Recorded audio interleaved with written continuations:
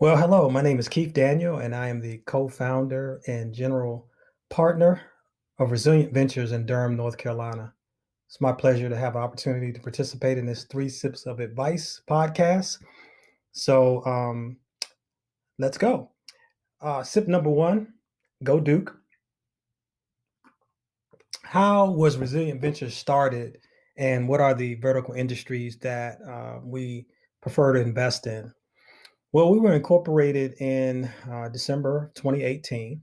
But prior to that, my co-general partner, co-founder, and I, Tom Drogi, were leading racial equity study sessions with our peer group, our networks, and particularly concerned about the issue of closing the wealth gap and how the creation of wealth in this country has been, to put it mildly, very one-sided and a great deal of disenfranchisement. And to some degree, its delusion can be very depressing to consider the history of capital in this country and how it's flowed only in one direction. And so, over a period of time, through these study groups, we led about 18 or 19 and continue to do some even today. We were inspired to join the movement. Uh, I call it the civil rights movement that never really stopped; it only slowed down. And as we mourn the loss of the great Senator John Lewis and his life and legacy, I do pause to acknowledge that our fund and its inspiration comes from that stream of consciousness and engagement around our capitalist system here in America.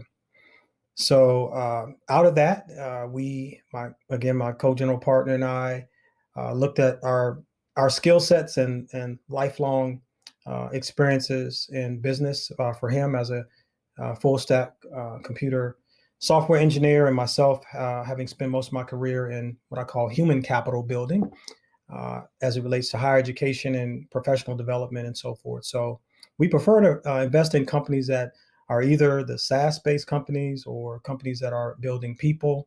We also have an interest in impact, consumer products, as well as Main Street, what some people might call the lifestyle businesses, to name a few. But we try to remain open-minded, and the investments we've made so far have been in four companies, two of which have been SaaS companies. One is a Main Street company, local cafe shop, and the other is a consumer packaged good product. Sip number two.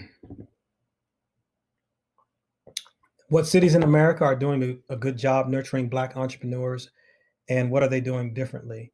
Well, again, we're still fairly young to the game, but in this early emergence of our fund, we spent some time in Charlotte, as well as Washington D.C., Atlanta, um, and also had some networks in other parts of the Mid-Atlantic Southeast, and extended a little bit even further towards the beyond, excuse me, the East Coast into Detroit and Memphis. So we've seen a lot of real intent to support the ecosystem by way of accelerators and um, uh, uh, networks, angel groups, and have not seen a whole lot of difference per se in how they're approaching this. I think it's a lot of relationship building, a lot of trust building when it comes to this business and any business. We all know that trust is the core of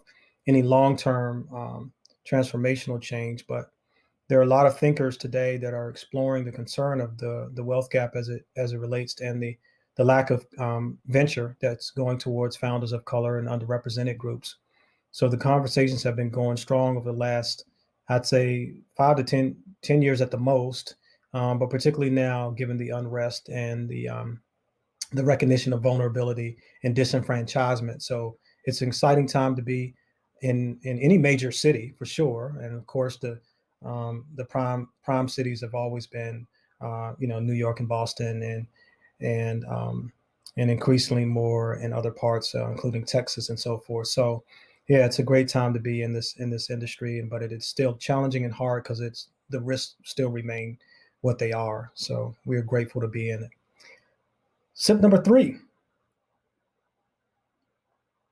The question is, what are the resources Black entrepreneurs need to be more aware of in North Carolina that they could really boost their chances of success? So once again, it's relationships, relationships, relationships. And they are certainly institutions of value and significance. As I said, my background is in higher education. So certainly tapping into your local higher education network. And I mean, not just the major universities, but also our technical and community colleges. We have 2 great ones here in Wake Tech and Durham Tech. They each have divisions focused on small business and education and development. And I'm really impressed and grateful for our colleagues who we've had a chance to interact and have some very substantive conversation. They've actually helped us understand the ecosystem as well and participate in that.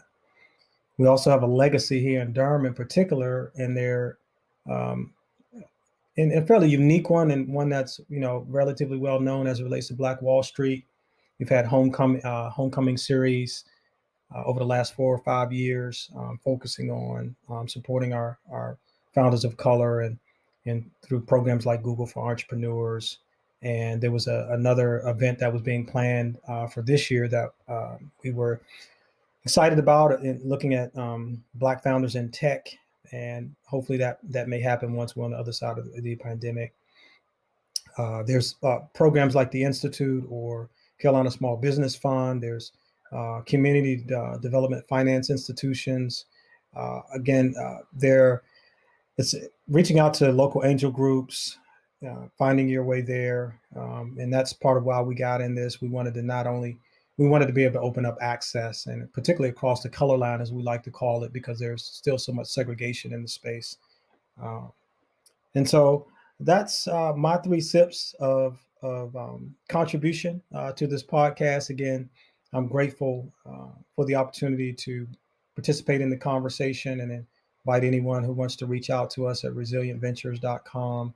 Again, myself, Keith Daniel, and Tom Droege, we have 11 advisors that support us, and we want to acknowledge them again as we are now entering the 3rd quarter and hoping to make at least 2 additional investments this year, and a possible co-investment as well.